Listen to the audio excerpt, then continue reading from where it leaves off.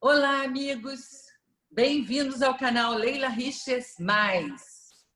Hoje nossa entrevista é com o escritor de literatura policial de mistério e terror, Rafael Montes. Aos 29 anos, ele já publicou 5 livros, foi traduzido para 10 idiomas e já vendeu mais de 100 mil cópias. Rafael Montes é um craque da ficção. Rafael, será que está aí já? Rafael? Estou aqui. Rafael Montes. Estou Rafael, aqui. obrigada por aceitar nosso convite. Tudo bem, querida? Prazer. Tudo bem. E você? Conversar com você sempre. Oba, ótimo. Rafael, olha só, você que é dono de uma criatividade a toda prova, de uma imaginação fértil, podia imaginar que um dia o mundo viria a sofrer essa pandemia do jeito que está? Realmente, a realidade tem estado a ficção. Eu tenho uma coluna quinzenal na Veja e uma das mais recentes, salvo engano, a penúltima, o título era A Derrota da Ficção. Ou seja, a realidade realmente nos engolido. Está até difícil, eu converso com meus amigos escritores, roteiristas, está difícil criar, imaginar diante de tanta realidade impressionante mesmo, né? Parece, especialmente a situação do Brasil, né? Com não só uma pandemia mundial, mas também as questões políticas que dificultam uma organização, a falta de uma voz, de uma liderança sólida em questões científicas. Então, é bastante assustador. E, curiosamente, e até nesse próprio texto eu falo disso, eu tenho preferido ler e assistir a documentários ou biografias, ou seja, eu tenho consumido até mais coisas, porque realmente parece que a ficção, por mim e por todos os meus colegas, vai ter que ser um pouco repensada diante desse cenário que a gente tem vivido. Pois é, porque o mundo refém de uma pandemia dessa dimensão, né? E as imagens, eu fico muito impressionada com as imagens de, por exemplo, Londres vazia, né? Roma e Milão às moscas, o Papa rezando para uma praça, assim, Vivalma. Dessas imagens assim que a gente vê no noticiário, alguma te impressionou mais? Eu acho que, nesse sentido, a da missa foi muito bonita, né? E a de Nova York, né? Manhattan, que eu adoro Manhattan e estive no final do ano passado, passando um tempo lá, e ver a Quinta Avenida vazia. É algo assim impensável, né? Eu tenho alguns bons amigos que moram em Manhattan e me mostram às vezes assim um vídeo pela janela, eu falo, gente, não tem ninguém na rua, realmente impressionante. São imagens mesmo de filme, né? De terror, são imagens impressionantes. E eu me preocupo muito, assim, querendo ou não, eu e você e basicamente as pessoas do meu círculo social somos privilegiados. Nós temos uma casa, nós temos uma tranquilidade, enfim, é óbvio que é um problema, é óbvio, é assustador, é óbvio que temos, mas ainda assim somos privilegiados, né? Eu pensando, e isso me preocupa muito, com as pessoas que têm que sair para trabalhar. Fico pensando com as pessoas que dividem um cômodo pequeno, famílias inteiras. Ou seja, o Brasil, de algum modo, a lógica, a própria cultura brasileira e a maneira com que o país se formou, desafia um pouco esse vírus. Na verdade, o vírus desafia essa nossa cultura. O Brasil vive situações também extraordinárias, né? Porque, bom, as pessoas nesse momento estão muito obcecadas com teorias da conspiração, não é mesmo?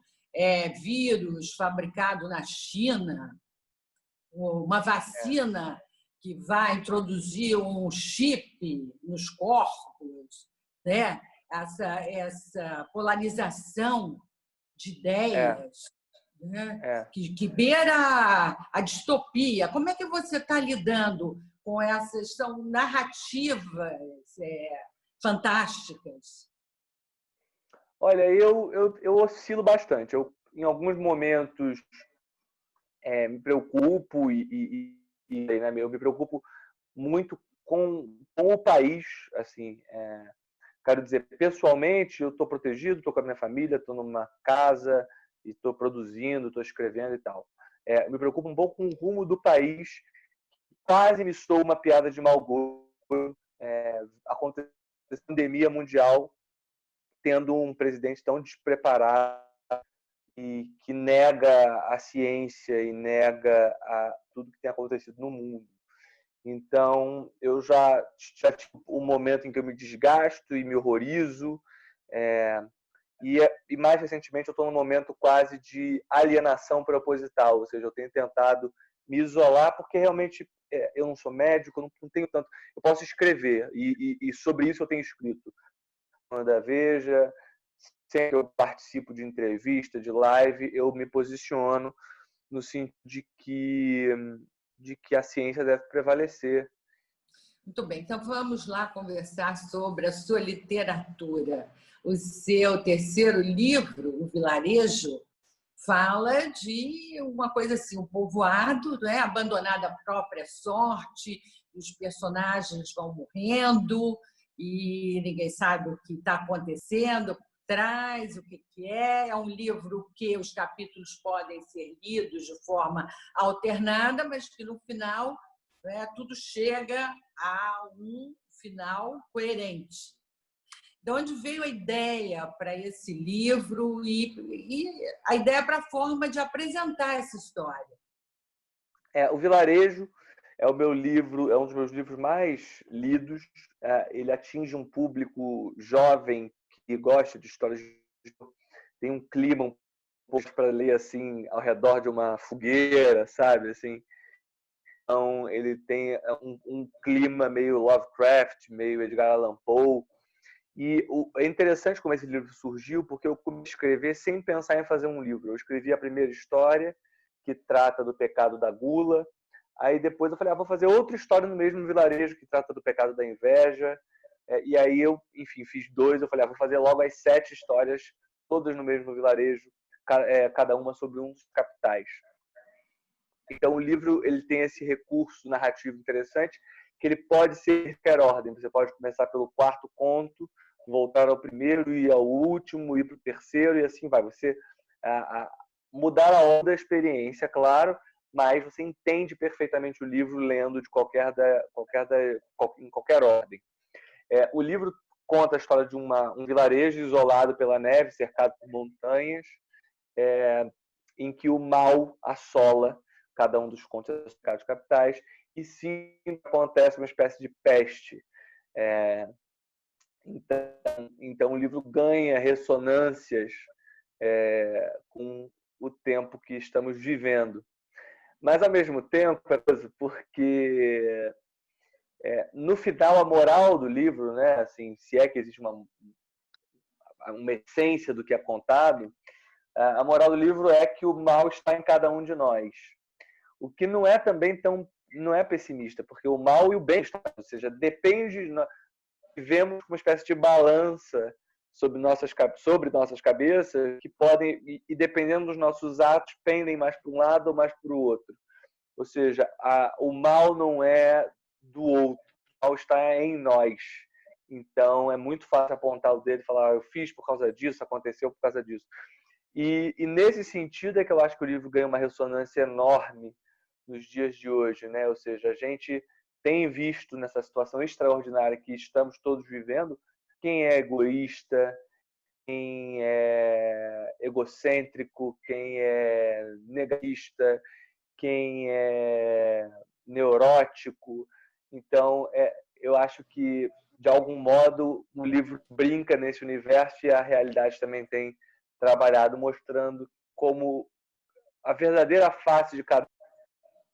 Porque o próprio fato de negar a pandemia, de não querer usar máscara, é um egoísmo, um voluntarismo. Eu não pego isso, eu sou atleta, o outro que se dane, né? Então, isso Tem acho que muito isso, deixa né? bem flagrante as pessoas que se sentem assim em relação ao outro, né? É o Eu já egoísmo e ouvi muito gente. voltadas para suas ideias e convicções e pronto. Eu já ouvi gente falando, mas não tem por que ficar em casa, você é jovem, se você pegar o coronavírus, você não vai morrer disso. E eu falo, pois, tudo bem, mas ainda que isso seja verdade, e daí? Não sair por aí? Né? Ou seja, eu espero um modo. Eu, como escrevo histórias, as minhas histórias são todas de suspense, crime e mistério, mas principalmente são histórias que investigam a mente humana. Então eu tenho dificuldade para acreditar que o ser humano vai sair melhor dessa história. Eu tenho sérias dificuldades, ou seja, eu acho que o ser humano ele se acomoda muito fácil, ou seja, no sentido de que quando tudo passar, vamos todos voltar ao que é, para o bom e para o ruim. É isso Mas eu desde. espero que ganhe um senso de comunidade. Isso eu espero que as pessoas tenham um pouco mais a noção de que não adianta você ter uma cobertura se o outro não tem onde dormir. Porque é um problema de todos se o outro não tem onde dormir, sabe?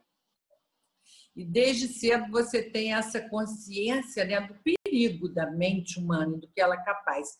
Porque o seu primeiro romance, Suicidas, que foi um romance muito bem sucedido, um romance caudaloso, daqueles livros que ficam em pé, né?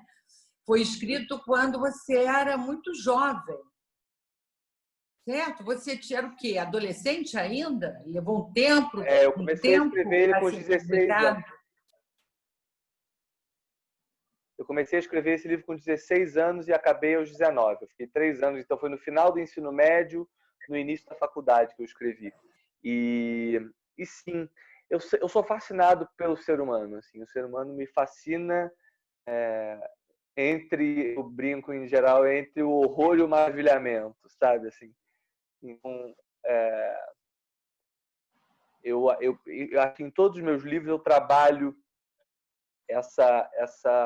vamos dizer, essa persona nublada que o ser humano ele pode assumir várias faces, né? Eu não acredito em alguém absolutamente mal porque é mal. Da mesma forma, também não acredito, tenho muito medo e casos frequentes os que são bons acima de tudo, os pilares da justiça, os bons anos. Em geral, são pessoas horrorosas, de essência perigosa. Então, eu evito mitos em geral, seria isso. E acho que os meus Mas como livros está? tratam disso. Agora, Suicidas teve um sucesso extraordinário de público, de crítica, né? Impulsionou sua carreira, assim, foi o primeiro livro, mas sua carreira aí foi como um foguete, e uma história que também é de adolescentes, né? Exatamente. Eu sou apaixonado por histórias policiais, também é outro aspecto de interesse meu. Eu cresci lendo Agatha Christie, Arthur Doyle, Patricia Highsmith, os clássicos do policial, Raymond Chandler, Dashiell Hammett. E aí, quando eu fui escrever, eu decidi que queria fazer um romance policial brasileiro com o primeiro livro, né? Com ressonâncias de Agatha Christie. Então, o Suicidas, os livros da Agatha Christie é sempre quem matou a pergunta, né? A pergunta é por que se matou?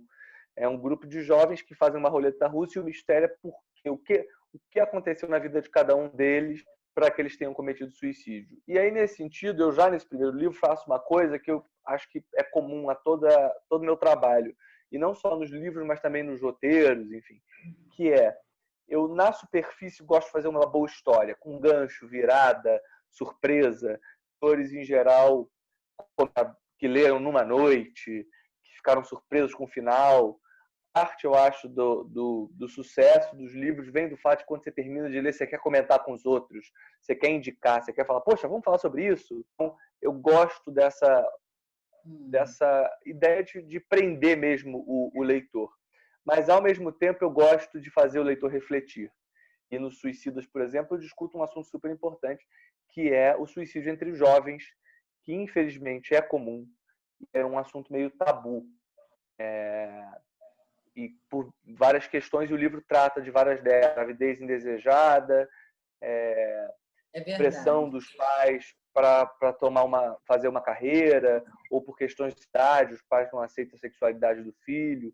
Enfim, eu trato das principais questões, depressão, claro, as principais causas de suicídio entre jovens.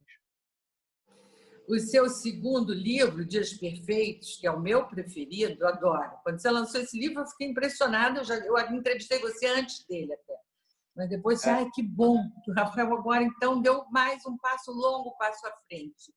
O Dias Perfeitos tem assim uma pegada psicológica, né? Maior a história de um psicopata que se apaixona por uma moça e a faz refém, e ele com requintes de crueldade, mas aquilo tudo é muito explicado por ele para ela de forma racional. Como você construiu essa história? Foi muita pesquisa, você leu assim, clássicos da psicologia, conversou com psiquiatras, psicanalistas. Como foi a pesquisa para o livro? Os Dias Perfeitos, ele é um livro cuja premissa é muito simples e básica, e dá de comum a vários outros livros, que é um sujeito que se apaixona por uma menina, tem interesse nela, a menina não quer nada com ele, ele decide sequestrá-la para que ela passe a gostar dele. Você tem Misery, você tem O Colecionador, você tem Atami, que é um filme da Almodóvar, vários com a mesma. Então, quando eu fui escrever, quando eu tive a ideia e falei, poxa, vale a pena escrever esse livro, as minhas perguntas principais, a minha pergunta principal era: o que eu tenho a dizer que não foi dito ainda? Com essa mesma. E aí eu decidi então fazer uma história cuja perspectiva fosse o protagonista fosse o psicopata. Ou seja, você entra na cabeça desse personagem e ele racionaliza tudo. Você entra na lógica, claramente deturpada, desse personagem.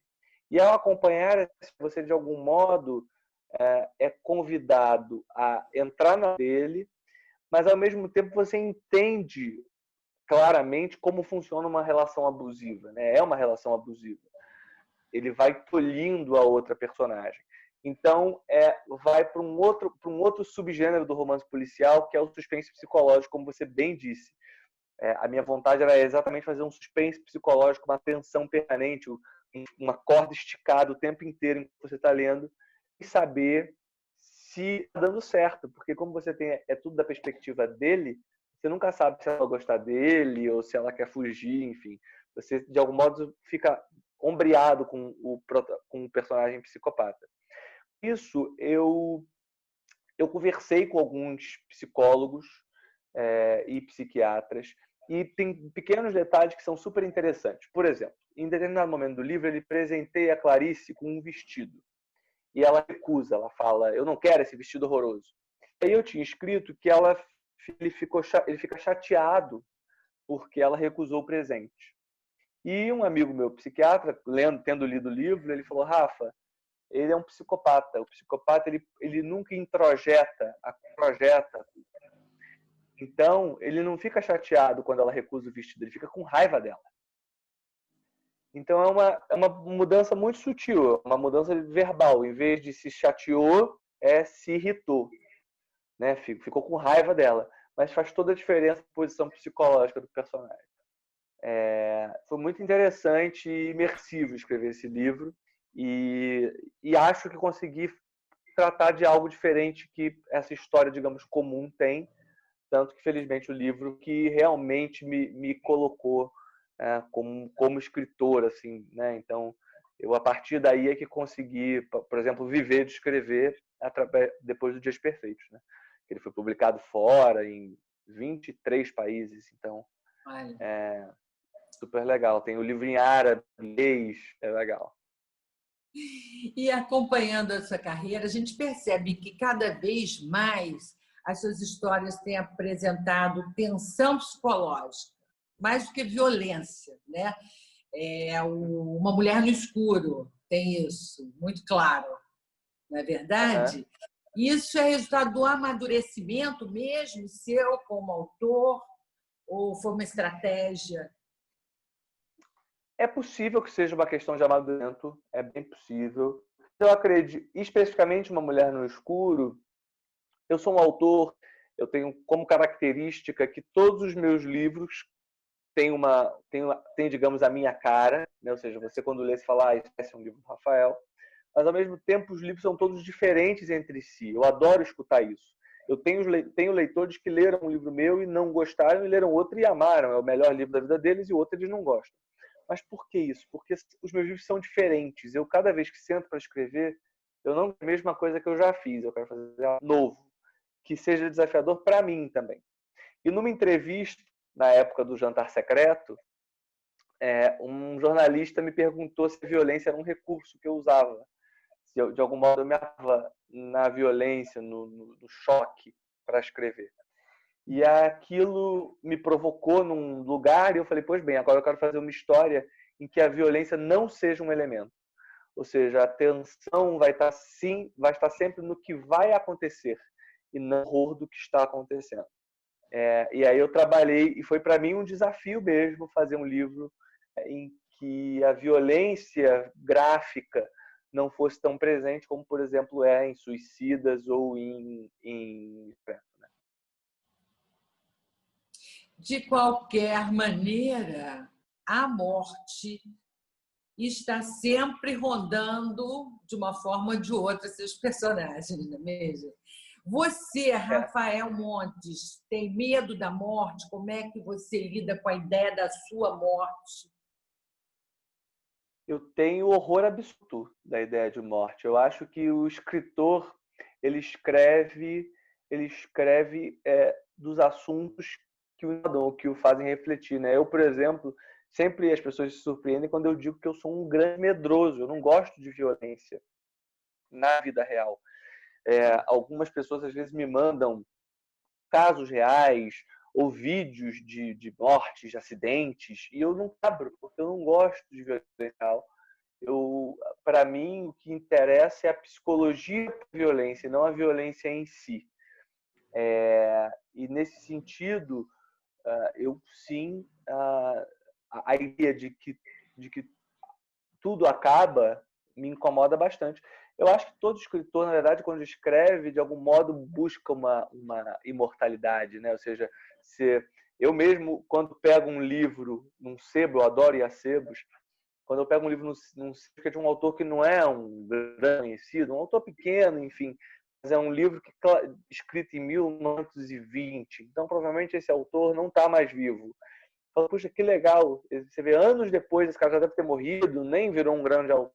Mas anos depois, esse livro veio encontrar um jovem agora, sabe? Então, essa espécie, essa esperança de que vou ser lido por pessoas, tanto agora e depois que eu morrer, vou continuar sendo lido, eu acho muito bonita. E acho que é, de algum modo, o máximo que podemos alcançar. Então, sim, a ideia de morte me apavora. Rafael, a gente perdeu recentemente dois grandes escritores de literatura policial, né? E na mesma semana, Rubem Fonseca e Luiz Alfredo Garcia Rosa. De alguma forma, esses dois escritores influenciaram a sua literatura? Você gostava deles? Como é que você comenta a literatura? Influenciavam muito. Rubem Fonseca, especificamente, é o meu favorito brasileiro, junto com Machado. Assim, para mim, os dois grandes autores brasileiros que se influenciam são Machado e Rubem Fonseca. Então, o Rubem, especificamente, a minha relação com a obra dele era e é de fascinação. E é um autor que, quando eu comecei a escrever, procurar, bem, Agatha Christie, como eu falei, ali Agatha Christie, Conan Doyle, Raymond Chandler, Dashiell Hammett, veio a pergunta: quem faz isso no Brasil? Cadê os autores brasileiros? Né? E um dos primeiros que eu encontrei foi o Rubem. Mostrei, sim, o clima solar, o jeito brasileiro, que em tese não cabem numa história policial, cabem sim. O Rio de Janeiro não é o que se vê do Pão de Açúcar. né? Como ele bem escreveu. Então, Rubem me mostrou que sim, é o imaginário de histórias policiais brasileiras. À exceção do Vilarejo, um orgulho que eu tenho é que as minhas histórias são todas muito brasileiras, com cultura brasileira, com música brasileira, com literatura brasileira, com filmes brasileiros. Enfim, eu acho isso importante como escritor. E claro, na minha pesquisa de autores nacionais, de policial, eu encontrei a Patrícia Mello e o Luiz Alfredo Garcia Rosa. O Luiz Alfredo, eu tive o privilégio de mesas com ele, de sairmos para jantar, conversar sobre literatura policial. Era um sujeito super agradável, um grande escritor. Primeiros trabalhos como roteirista foi adaptando um dos livros do Luiz Alfredo Garcia Rosa para a série de televisão, a série Espinosa no GNT. Então, nós discutíamos muito sobre literatura policial, porque o Luiz Alfredo ele tinha uma teoria interessantíssima de que os livros dele têm finais abertos, né? Ou seja, ele sempre disse que o romance policial é tratado pela Agatha Christie, por exemplo, como um problema. E todo problema tem uma solução. E ele não, ele acredita que o crime é um enigma. Ou seja, não tem resposta, é indecifrável. Você pode descobrir, e é interessantíssimo isso se a gente pensar, você pode descobrir quem foi o criminoso, mas você nunca vai conseguir entender, você nunca vai entrar, você nunca vai vendar o mistério do enigma, né? A gente pode pegar casos clássicos, o Candone, por exemplo, da menina Isabela que foi jogada pela janela, né? Você pode descobrir os criminosos, o pai, a madrasta, mas por quê? Continua sendo um enigma Imaginar para até as todos nós. circunstâncias, né? Imaginar as circunstâncias, mas o que se passou mesmo ali na cabeça de cada um.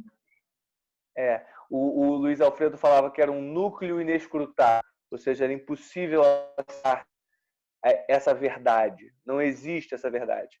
E de algo, se a gente pensar, o livro da Agatha Christie, por exemplo, que eu adoro, de algum modo transforma num problema, porque no final tem uma solução, fala quem matou foi por esse motivo.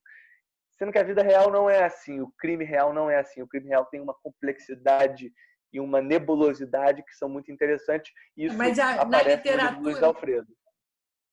Mas na literatura, a forma de escrever e é que envolve também o leitor, né? A Agatha Christie eu acho formidável, não tem nada melhor para passar uma viagem de avião, né? Um tempo assim que você não tem nada para fazer. O Luiz Alfredo eu gosto muito do Silêncio da Chuva, que tem um final assim muito, acho que dos mais surpreendentes que eu já vi em romance policial. E o Rubem Fonseca tem aquilo de trazer uma linguagem coloquial, né, para a literatura, uma literatura de peso boa, consequente com a linguagem bem carioca. Ele foi realmente, puxa, dois escritores fantásticos. E você, algum dos seus livros foi transformado em filme? Você vendeu já direitos, né, para filme, série? Sim, eu fiz direito na faculdade, né, enquanto continuava os livros. E, felizmente, com a publicação do Dias Perfeitos em 2014, o livro fez muito sucesso, como eu falei, e a partir daí eu pude me dedicar exclusivamente à literatura. Eu passei a ser convidado, então, a trabalhar como roteirista em muitos projetos. Enfim, fiz essa Nosa, baseada no livro do Luiz Alfredo, fiz depois, fazendo novela na Globo, fiz A Regra do Jogo, uma novela com o João Manuel Carneiro, e outros vários projetos, filmes com a Lúcia. Fiz um filme com a Lúcia do Praça Paris, que eu adorei ter trabalhado com a Lúcia, que é uma grande cineasta brasileira. E qual foi a pergunta, gente? Esqueci. A pergunta eu também esqueci. Não, foi se algum... Foi. A pergunta foi se algum livro seu já foi adaptado para o cinema, está aí, está então, em vésperas de ser adaptado, já foi. Parece que uma história ia virar uma série da Netflix. Porque está tudo parado, né? Então agora só sabemos seus projetos, é isso. E aí, então, continuando, eu entendi agora porque eu fui falar disso. Então, eu virei roteirista E uma pergunta muito frequente é justamente essa: quando as minhas histórias, que todo mundo que lê fala, nossa, são tão visuais, vão virar algo audiovisual de tantas coisas, por isso que eu comecei a falar tantos projetos audiovisuais. Todos os meus livros estão vendidos para adaptação. É um processo longo, é cinema no Brasil ou televisão, enfim, demora. Mas, felizmente, um dos meus romances, que é um romance chamado Bom Dia, Verônica, que eu escrevi em parceria com a Ilana Casoy, que é uma criminóloga, escritora também, de não ficção. Nós nos juntamos e fizemos um livro em parceria chamado Bom Dia, Verônica. E esse livro vai virar uma série na Netflix. Então é super interessante, claro, no Brasil, mas também para o mundo inteiro.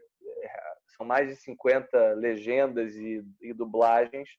A série, eu sou criador da série, então eu trabalhei na adaptação e nesse sentido foi super interessante também pegar questões literárias e ter que transformar em questões em potência visual. Foi uma transposição interessante.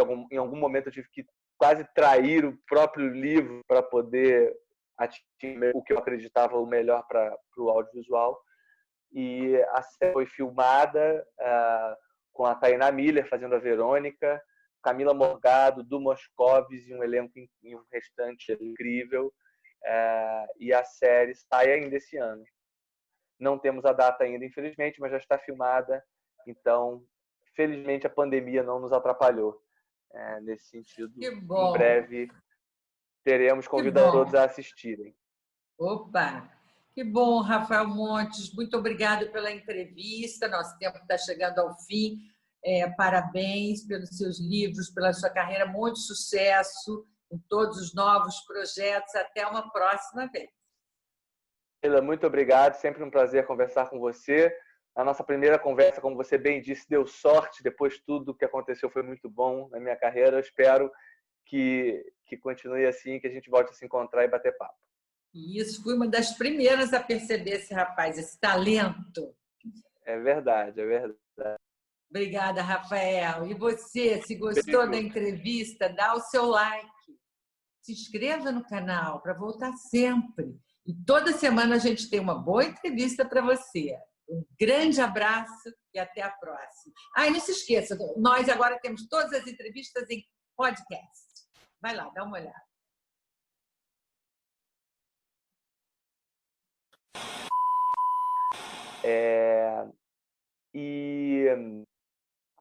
E qual foi a pergunta, gente? Esqueci. A pergunta eu também esqueci, né?